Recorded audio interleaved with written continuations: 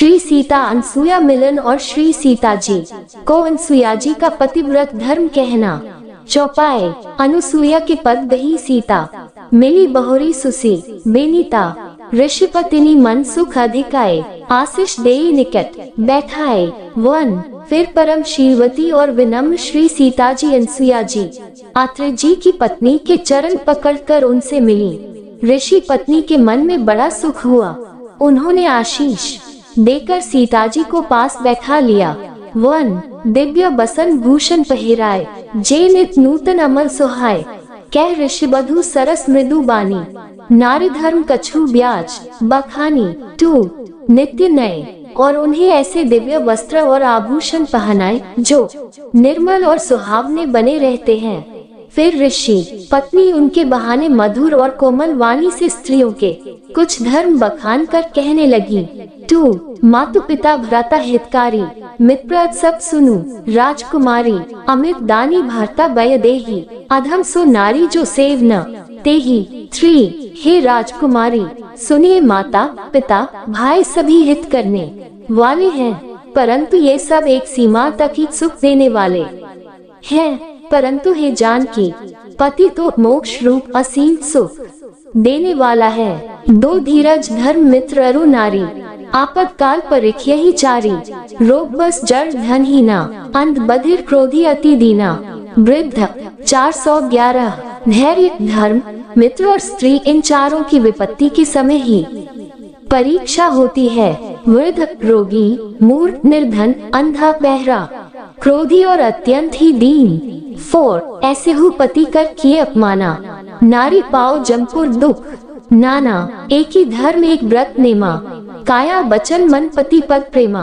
5 ऐसे भी पति का अपमान करने से स्त्री यमपुर में भांति भांति के दुख पाती है। शरीर वचन और मन से पति के चरणों में प्रेम करना स्त्री के लिए बस यह एक ही धर्म है, एक ही व्रत है और एक ही नियम है। 5 जग पतिव्रताचारी विधि यही, वेद पुराण संत सब कही, उत्तम के अस बस मन माही, सपने हुआन पुरुष जग नाही। 6 जगत में 4 प्रकार की पतिव्रताएं हैं। वेद पुराण और संत सब ऐसा कहते हैं कि उत्तम श्रेणी की पतिव्रता के मन में ऐसा भाव बसा रहता है कि जगत में मेरे पति को छोड़कर दूसरा पुरुष स्वप्न में भी नहीं है। 6 मध्यम परपति देखी कैसे, भ्राता पिता पुत्र निज जैसे, धर्म विचारी समुझी कुल रहाई, सो निकिष्ट प्रिय श्रुति अस कहाई। 7 मध्यम श्रेणी की पतिव्रता पराये पति को कैसे देखती है, जैसे वह अपना सगा भाई पिता या पुत्र हो, अर्थात समान अवस्था वाले को वह भाई के रूप में देखती है, बड़े को पिता के रूप में और छोटे को पुत्र के रूप में देखती है। जो धर्म को विचार कर और अपने कुल की मर्यादा समझकर बची रहती है, वो 3 बिनु अवसर भयते रह जोई, जाने हूँ अधम नारी जग सोई, पति वंचक पर पति रति करई, रौरव नरक कल्प सत पराई। 8 और जो स्त्री मौका न मिलने से या भाईवश पतिव्रता बनी रहती है, जगत में उसे अधम स्त्री जानना। पति को धोखा देने वाली जो स्त्री पराये पति से रति करती है, वह तो 100 कल्प तक रौरव नरक में पड़ी रहती है।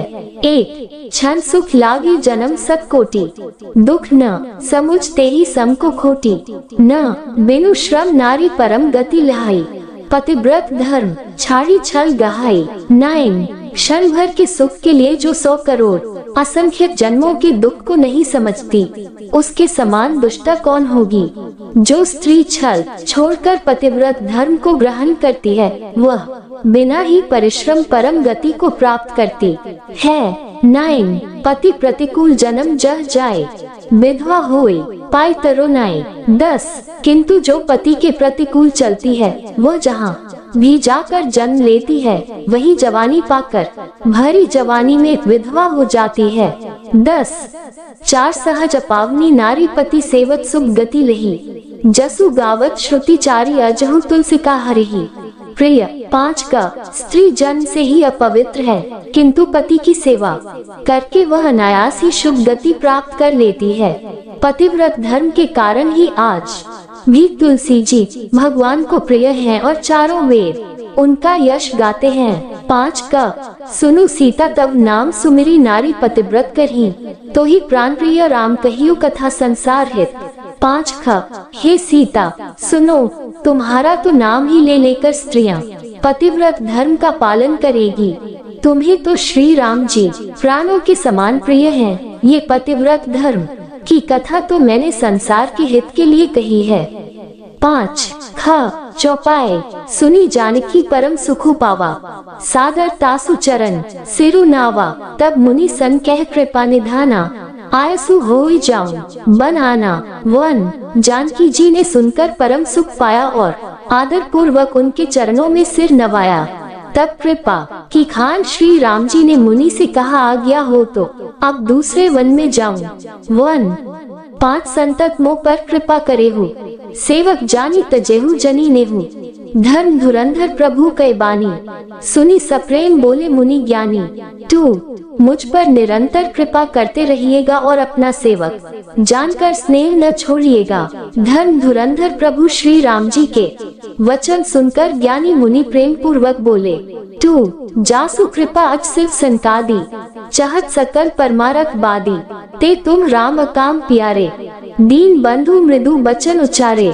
3 ब्रह्मा शिव और संकादी सभी परमार्थवादी तत्ववेता जिनकी कृपा चाहते हैं, हे राम जी आप वही निष्काम पुरुषों के भी प्रिय और दीनों के बंधु भगवान हैं, जो इस प्रकार कोमल वचन बोल रहे हैं। 3 आप जानी मैं श्री चतुराई भजी, तुम ही सब देव बिहाई।